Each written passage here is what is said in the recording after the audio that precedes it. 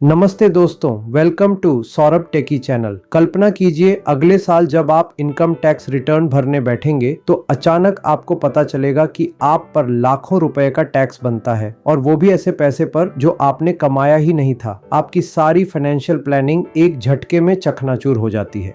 पूछताछ करने पर पता चलता है कि ये सब आपके द्वारा म्यूचुअल फंड से लिए गए SWP या किए गए स्विच या STP की वजह से हुआ है। मेरा दोस्त इस बार ITR भरते हुए बहुत परेशान हो गया। उसने मुझे बताया कि उसके 3 लाख रुपए के स्विच ऑप्शन, 7 लाख रुपए की STP और 5 लाख रुपए की SWP ने उसकी नाक में दम कर दिया था। लॉन्ग टर्म कैपिटल गेन और शॉर्ट टर्म कैपिटल गेन के खेल में वो पागल सा हो गया था। मैंने उसे समझाया कि भाई, टैक्स डिपार्टमेंट की नज़र में आपकी एक छोटी सी क्लिक आपकी इनकम बन जाती है और अब आपको उस पर टैक्स चुकाना पड़ सकता है। पर घबराइए नहीं, क्योंकि आज की इस वीडियो में मैं आपको इस एंटायर प्रोसेस को स्टेप बाय स्टेप समझाऊंगा और बताऊंगा कि इस टैक्स ट्रैप से कैसे बच सकते हैं। ये वीडियो आपको भारी परेशानी और पैसों की बर्बादी से बचा सकती है, इसलिए अगले कुछ मिनट इस वीडियो के लिए निकालिए और अंत तक ज़रूर देखिए। क्या आपने कभी म्यूचुअल फंड से SWP निकाला है या फिर एक फंड से दूसरे फंड में स्विच या STP किया है? अगर हाँ, तो सावधान हो जाओ। अगले साल जब आप ITR भरने बैठोगे तो आपको एक ऐसा शॉक लगने वाला है जिसकी आपने कल्पना भी नहीं की होगी। आपकी एनुअल इंफॉर्मेशन स्टेटमेंट AIS एकदम लाल हो जाएगी और आपको इनकम टैक्स डिपार्टमेंट का नोटिस मिल सकता है। टैक्स बचाने के चक्कर में आप भारी टैक्स का शिकार हो सकते हो, लेकिन आप चिंता मत करो। इस वीडियो में मैं आपको बिल्कुल साफ साफ समझाऊंगा कि ये प्रॉब्लम क्यों होती है और इससे कैसे बचा जाए। सबसे पहले बात आती है कि इस समस्या की जड़ क्या है। उससे पहले आइए जानते हैं कि ये SWP और स्विच ऑप्शन और STP आखिर हैं क्या। SWP यानी सिस्टमैटिक विथड्रॉवल प्लान। मान लीजिए आपने एक म्यूचुअल फंड में 20 लाख रुपए इन्वेस्ट किए हैं। अब आप हर महीने उससे मान लीजिए 15,000 रुपए निकालना चाहते हैं। ये जो प्रोसेस है वही SWP है। आप सिस्टमैटिक तरीके से अपना पैसा वापस निकाल रहे हैं। अब बात करते हैं स्विच ऑप्शन की। अब मान लीजिए आपने एक इक्विटी फंड में पैसा लगाया है, लेकिन आपको लगता है कि मार्केट बहुत ऊपर है और आप रिस्क नहीं लेना चाहते, तो आप उस पूरी रकम को उसी फंड हाउस के एक डेट फंड में शिफ्ट कर देते हैं। इसे ही स्विच कहते हैं। और अगर आप इसे सिस्टमैटिक वे में ट्रांसफर करते हैं, जैसे हर महीने या हर क्वार्टरली, तब इसे STP बोलते हैं, यानी सिस्टमैटिक ट्रांसफर प्लान। दोनों ही केसेस में आपको लगता है कि आप तो बस अपने ही पैसे को एक जगह से दूसरी जगह मूव कर रहे हैं। आपको लगता है कि इसमें कोई टैक्स नहीं लगना चाहिए, लेकिन इनकम टैक्स डिपार्टमेंट की नज़र में ऐसा बिल्कुल भी नहीं है। अब बात करते हैं इनकम टैक्स डिपार्टमेंट इसे कैसे देखता है। यहाँ आता है सबसे बड़ा कंफ्यूजन। इनकम टैक्स लॉज के अनुसार जब भी आप किसी म्यूचुअल फंड की यूनिट्स को रिडीम यानी बेचते हैं, चाहे वो SWP के लिए हो या स्विच के लिए, उसे एक कैपिटल गेन्स की घटना माना जाता है। SWP में हर बार जब आप 15,000 रुपये निकालते हैं, टेक्निकली आप अपने यूनिट्स का एक हिस्सा बेच रहे होते हैं। इस बिक्री पर कैपिटल गेन्स टैक्स लग सकता है। और स्विच में जब आप इक्विटी फंड से डेट फंड स्विच करते हैं, तो टेक्निकली आपने अपने सारे इक्विटी फंड के यूनिट्स बेच दिए हैं और नए डेट फंड के यूनिट्स खरीद लिए हैं। यहाँ भी इक्विटी फंड की बिक्री पर कैपिटल गेन्स टैक्स लगेगा। अब सवाल ये उठता है कि आखिर टैक्स लगेगा या नहीं। इसका जवाब है, यह आपके इन्वेस्टमेंट की अवधि यानी होल्डिंग पीरियड पर डिपेंड करता है। अब चाहे आप पर टैक्स लगे या नहीं लगे, म्यूचुअल फंड हाउस आपके द्वारा की गई हर लेन देन की इंफॉर्मेशन सीधे इनकम टैक्स डिपार्टमेंट को भेजता है। ये इंफॉर्मेशन जमा होती है आपकी एनुअल इंफॉर्मेशन स्टेटमेंट AIS में।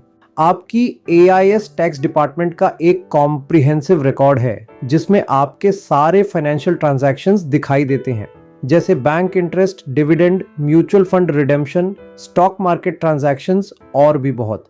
समस्या यहाँ शुरू होती है जब आप SWP निकालते हैं या स्विच करते हैं, तो mutual fund company tax department को बताती है कि मिस्टर X ने ABC म्यूचुअल फंड से Y रुपए रिडीम किए हैं, लेकिन वो ये नहीं बताती कि ये रिडेम्पशन SWP के लिए था या स्विच के लिए या फिर पूरी तरह से बाहर निकालने के लिए। टैक्स डिपार्टमेंट की सिस्टम को बस इतना पता चलता है कि आपने एक बहुत बड़ी रकम म्यूचुअल फंड से निकाली है। सिस्टम ऑटोमेटिकली अस्यूम कर लेता है कि यह आपकी इनकम है और ये AIS में हाई वैल्यू ट्रांजैक्शन के रूप में चमकने लगती है। कुछ रियल लाइफ एग्जाम्पल, एक केस स्टडी आपको बताता हूँ। मान लीजिए राजेश ने 5 साल पहले एक इक्विटी फंड में 10 लाख रुपए इन्वेस्ट किए। अब उसका इन्वेस्टमेंट बढ़कर 20 लाख रुपए हो गया है। वह SWP शुरू करता है और हर महीने 20,000 रुपये निकालता है। यह सब टैक्स डिपार्टमेंट या कहें तो उनका सॉफ्टवेयर कैसे रीड करता है, चलिए आपको बताता हूँ। हर महीने राजेश के नाम पर एक 20,000 रुपये की रिडेम्पशन एंट्री AIS में जाती है।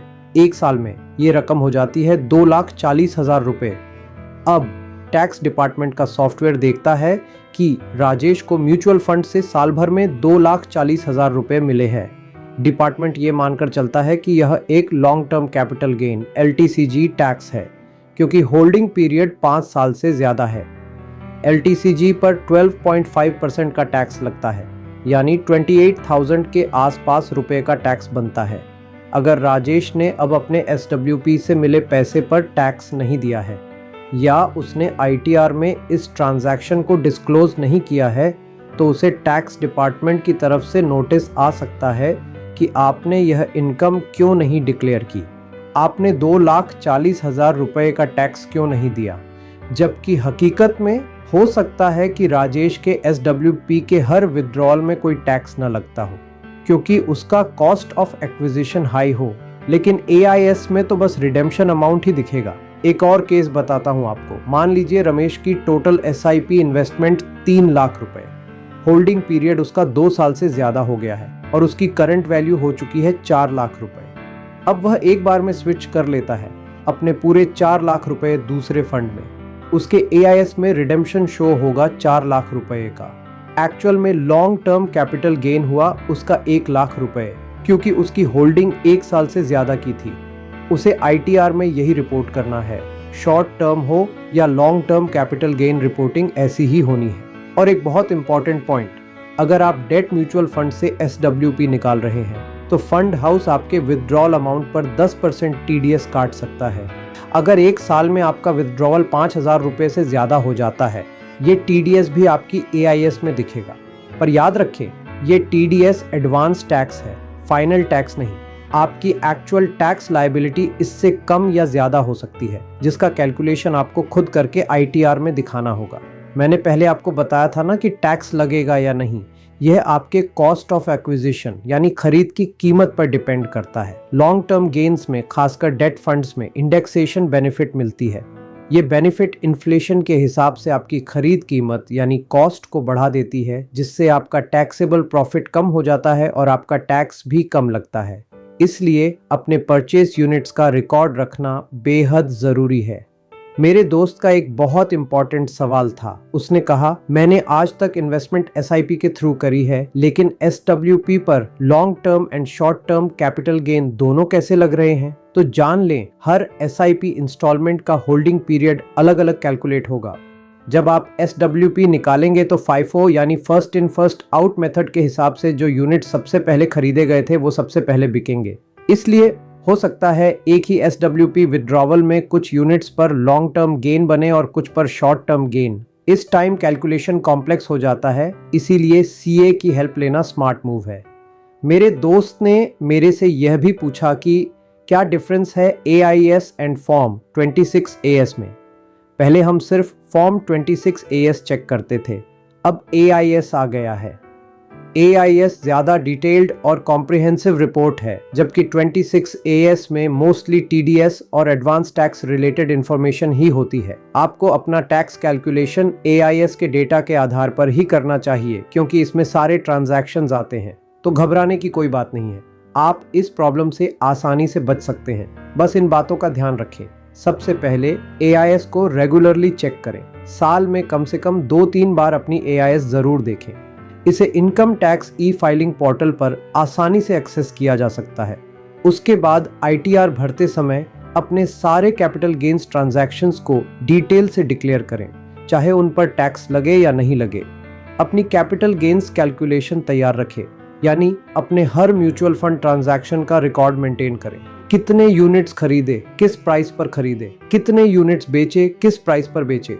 इससे आप आसानी से कैलकुलेट कर पाएंगे कि आप पर एक्चुअल में कितना टैक्स बनता है। अगर अमाउंट्स बहुत बड़ी हैं तो किसी चार्टर्ड अकाउंटेंट या टैक्स एक्सपर्ट से सलाह जरूर लें, वो आपको सही तरीका बता सकते हैं। सबसे इम्पोर्टेंट बात, अगर टैक्स डिपार्टमेंट की तरफ से कोई नोटिस आता है तो उसे इग्नोर बिल्कुल न करें। समय रहते जवाब दें और अपने डॉक्यूमेंट्स के साथ क्लैरिफिकेशन प्रोवाइड करें। अगर आप AIS चेक करें और उसमें कोई ट्रांजैक्शन गलत दिखे जो आपने किया ही नहीं या अमाउंट रॉन्ग हो तो घबराएं नहीं। AIS पोर्टल पर ही आपके पास फीडबैक का ऑप्शन होता है। आप उस स्पेसिफिक ट्रांजैक्शन पर फीडबैक दे सकते हैं कि यह ट्रांजैक्शन मेरा नहीं है या इसका अमाउंट गलत है। इससे डिपार्टमेंट को सही इंफॉर्मेशन अपडेट करने में मदद मिलती है। तो दोस्तों, समरी यही है कि SWP, STP और स्विच बुरे नहीं हैं, वे बहुत यूजफुल फाइनेंशियल टूल्स हैं, लेकिन हमें उनके टैक्स इम्प्लीकेशंस के बारे में पता होना चाहिए। टेक्नोलॉजी के इस दौर में टैक्स डिपार्टमेंट के पास आपके हर ट्रांजैक्शन की पूरी जानकारी है, इसलिए स्मार्ट इन्वेस्टर बनिए। अपने इन्वेस्टमेंट्स पर नजर रखिए, अपनी AIS चेक कीजिए और सही समय पर सही डिस्क्लोजर कीजिए। ऐसा करके आप नॉट ओनली टैक्स नोटिसेस से बच जाएंगे बल्कि एक स्ट्रेस फ्री फाइनेंशियल लाइफ भी एंजॉय कर पाएंगे। एक जरूरी बात, ये वीडियो सिर्फ एजुकेशनल पर्पसेस के लिए है, ये प्रोफेशनल टैक्स एडवाइस नहीं है। हर इन्वेस्टर की फाइनेंशियल सिचुएशन अलग होती है, इसलिए अपने स्पेसिफिक केस के लिए किसी क्वालिफाइड चार्टर्ड अकाउंटेंट, CA या फाइनेंशियल एडवाइजर से सलाह जरूर लें। अगर आपको यह वीडियो हेल्पफुल लगी हो तो इसे लाइक जरूर करें और अपने दोस्तों के साथ शेयर करें, क्योंकि यह जानकारी हर इन्वेस्टर के लिए जरूरी है। ऐसी ही प्रैक्टिकल फाइनेंशियल नॉलेज के लिए मेरे चैनल को सब्सक्राइब करें और बेल आइकॉन को दबाना न भूलें, ताकि आपको हर नई वीडियो की नोटिफिकेशन मिलती रहे। आपके पैसे, आपकी मेहनत और हमारी कोशिश रहेगी कि आप उसे सही तरीके से मैनेज कर पाएं। आज के लिए इतना ही। अपना ख्याल रखिएगा। Thank you very much for supporting me and my channel.